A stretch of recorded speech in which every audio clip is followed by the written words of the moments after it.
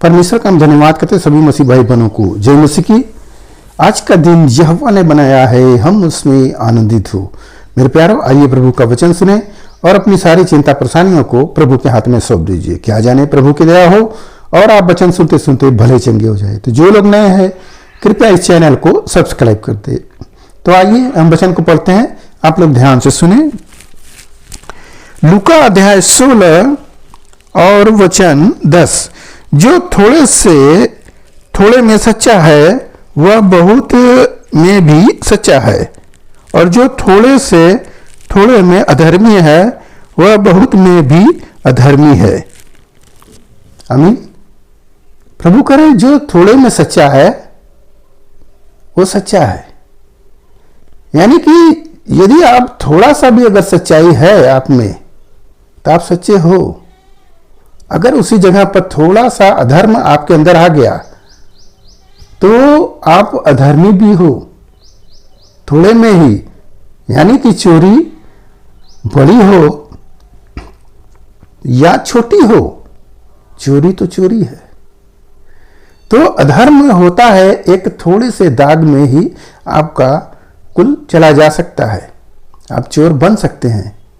परंतु जो सच्चा व्यक्ति होता है वह थोड़े में भी बहुत सच्चा है।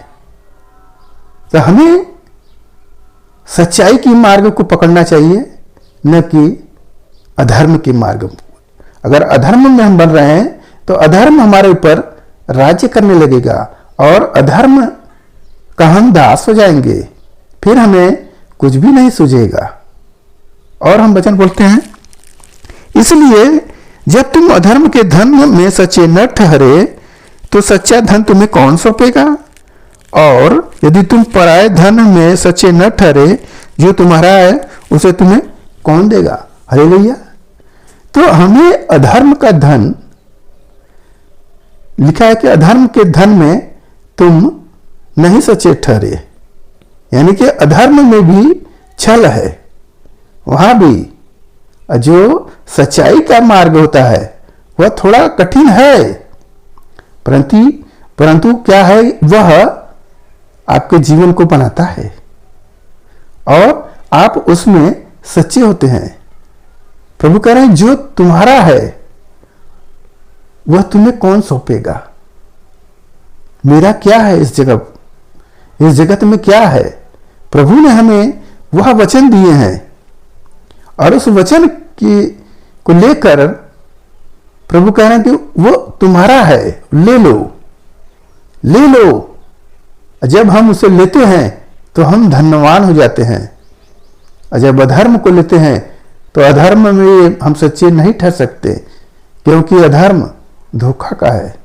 हालेलुया। तो ऐसे वचनों को जो प्रभु हमसे बातें कर रहे हैं वचन के द्वारा, हमें उसे समझना है कि मार्ग, प्रभु कहें सत्य और मार्ग और जीवन मैं ही हूं, और बिना मेरे द्वारा कोई भी व्यक्ति पिता के पास नहीं पहुंच सकता। तो हमें सच्चाई के मार्ग को पकड़ना है। जो मेरा है वह प्रभु दे रहे हैं कि ले लो, परंतु हम उसे लेने से पीछे हटते हैं। मेरे प्यारों, इस बात को समझे प्रभु आपसे क्या बातें करना चाह रहे हैं। तो हमें आज के इस वचन से जो कुछ मिला उस पर ध्यान करें कि थोड़े में सच्चा रहें और ना ही कि थोड़े से में अधर्मी निकल जाए। हमें सच्चाई को पकड़ना है और प्रभु के वचन में आगे बढ़ना है। तो आइए आपके लिए हम प्रार्थना करें। मान परमेश्वर माँ का धन्यवाद करते इसमें से आज के दिन प्रभु जो वचन मिला, जितने सुने प्रभु उन्हें आशीष मिले, उनके घर परिवार में सुख शांति बनी रहे, सभी लोग भले चंगे रहे। धन्यवाद करते हुए प्रार्थना यीशु मसीह के नाम में, आमीन।